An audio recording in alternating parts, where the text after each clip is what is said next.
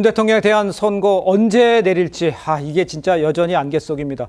국민의힘에서 나오는 예상부터 좀 들어보죠. 지금 대통령 탄핵 심판 선고가 이번 3월 28일을 넘어갔고요. 특히 다음 주 금요일 4월 4일까지도 저는 힘들다고 봅니다. 그러면은 4월 18일 문영배 이미선 재판관 퇴임 직전에 이루어질 수 있다. 그래서 4월 한 11일 정도가 되지 않을까. 4월 18일까지 안 하고 떠나버릴 경우 어떻게 되느냐. 그러면 2명의 재판관을 대통령이 다시 임명을 해야 돼요. 그리고 1명, 그 마은혁 재판관까지 3명을 임명해야 되는데 완전히 무정부 상태가 되는 거예요. 행정부도 그렇고 헌법재판소도 그렇고 정말로 무시무시한 일이 벌어질 수 있는 거죠. 그런데 자, 지금 쭉 언급을 했습니다만 송국권 우리 정치평론가께서도 보시기에도 결론을 내야죠. 결론을 내야죠. 빨리 내야죠. 이제. 결론을 내야 되는데 결론을 못 내리는 이유가 그러니까 지금 결론을 못 내리는 이유는 크게 두 가지로 볼 수가 있죠. 하나는 정말 결론이 내부적으로 안 나왔다. 아직 평의 중이다. 그러니까 평결에 못 들어갔다는 거죠. 예. 여러 가지 쟁점들을 중간에 불거졌고 또 보수 쪽의 그 재판관들은 최근에 그 지기현 부장판사가 이야기했던 절차적 정의 예. 이런 것에 대해서 다시 그 이야기를 하고 있다는 말도 들리니까 어쨌든 결론이 안 내려졌기 때문에 그 선고를 못하는 게 하나 있을 거고 예. 하나는 결론이 내려졌는데 그 결론이 원하지 않는 방향으로 나왔을 가능성이 있다는 이야기죠.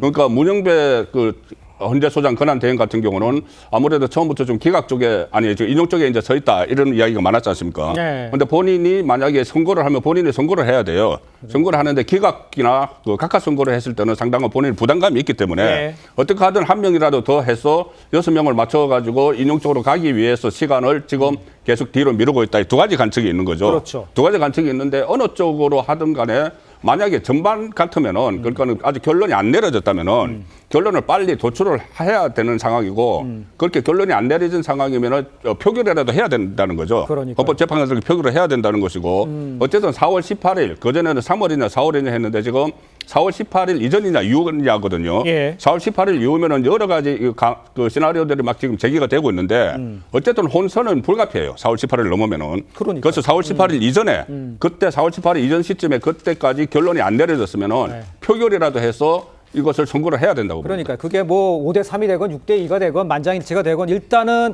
4월 18일을 넘기면 그런 문제는 더 심각해지기 때문에 이거 결자 해지 차원에서도 지금 결론은 그 전에 나야 된다 이런 생각들은 패널 모두가 함께 가지고 있는 것 같습니다. 자, 이런 상황에서요, 이 강준만 교수가요, 다른 나라와 비교해서 우리나라 사법부의 신뢰도가 떨어진다. 특히 이 재판관의 편향성 이걸 지적하고 나섰습니다. 그 교수님이 보시기에 전체적으로 이제 연구도 많이 하셨고 보시면 정치학적으로 봤을 때 지금 우리 재판관의 정치 성향 이거를 강준만 교수가 좀 언급을 했단 말이에요. 편향돼 있다. 어떻게 평가를 하세요? 이 말은 동의하기가 어렵고요. 동의할 수 없습니까? 그리고 단 이 얘기는 할 수 있을 것 같아요. 예. 이게 지금 정치학적으로 말이죠. 예. 국민주권이라는 게 민주주의의 기본이거든요. 네네. 다수의 지배라는 건데 근데 다수의 지배가 갖고 있는 문제가 있습니다. 다수의 형포라는 게 있어요. 다수의 전제라는 거. 그게 항상 자유주의자들이 걱정했던 민주주의의 문제점인데 네. 우리나라의 경우는 말이죠. 일단 국민주권에 의해서 탄핵소추가 의결이 됐잖아요, 지금. 예. 근데 헌재라는 기구가 생긴 게 88년도입니다. 잘 아시겠습니다만. 네. 그래서 대한민국 헌법재판소가 대단히 성공한 케이스로 평가받고 있어요. 세계적으로 말이죠. 위원이라든지 이런 것들에 대한 재판을 잘해왔기 때문에. 네. 근데 대통령은 민주적 정당성을 가진 기구 아닙니까? 헌법기관이란 말이에요. 네. 근데 여기에 대해서 국민주권주의에 의해서 탄핵을 한 거예요. 아니, 여야가 생각은 다릅니다. 어쨌든 대한민국 국회라는 하나의 존재가 있는 거니까. 그런데 이 국회가 결정한 걸 다수의 행포라고 의식할 수 있기 때문에 헌재에다 맡긴 거거든요.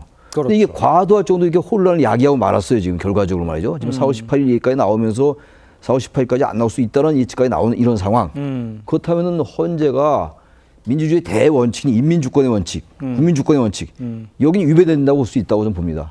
그런 걸 지적을 하셔야지 갑자기 사법부의 편향성을 얘기한다. 우리법 연구에 관련된 뭐 이런 얘기 같은데 전 언론학자의 입장에서 이런 말 하는 게 대해서 전혀 동의할 수가 없어요. 이건 예. 사법부를 어쨌든 헌재가 있는 동안 그리고 사법부가 있는 동안 그 사법부를 존중하고 믿는 수밖에 없어요.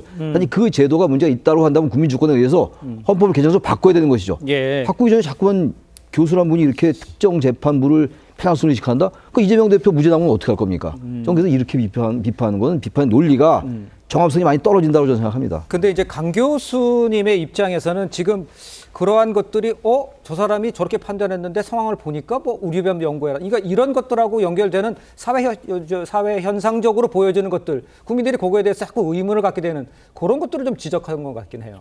국민 다수의 의식과 인식과 정확하게 그 부합하는 말씀을 하신 거죠. 네. 이번 이재명 대표 이제 2심도 역시 또 알고 보니까 이제 국제인권법도 있지 않았습니까? 예. 아, 이거 어떻게 판결이 이렇게 나오지 할 때 보면은 꼭 우리 법, 그 후신 국제인권법이 있는 겁니다. 네. 재판이 로또냐라고 이제 국민들이 말씀하시지 않습니까? 네. 1심 재판부와 2심 재판부가 정반대 판단을 이렇게 해버리면 예. 어떤 재판부를 만나느냐에 따라서 운명이 갈려버리는 것이지 않습니까?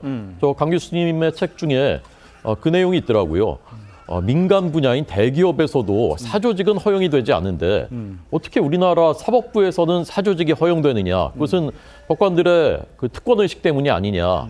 그 지적 매우 타당하다고 생각하고 거기다가 이념적인 편향성까지 더해져 있으니까 문제인 것입니다. 알겠습니다. 근데 예. 지난번 지기현 판사가 윤 대통령 구속 취소를 인용을 했잖아요. 그건 또 어떻게 설명할 거예요? 그러니까 그때마다 설명이 달라지기 때문에 이런 말은 원론적으로 일리가 있을 수 있을지 모르겠으나 대단히 위험한 발언이에요. 이런 얘기들은 말이죠. 예, 알겠습니다.